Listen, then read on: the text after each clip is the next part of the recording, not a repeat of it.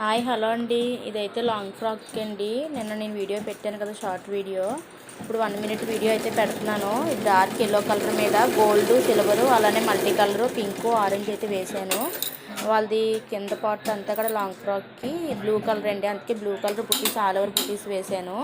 Gold, silver కూడా zari threads అయితే use చేశానండి. ఇదైతే ఫ్రంట్ నెక్.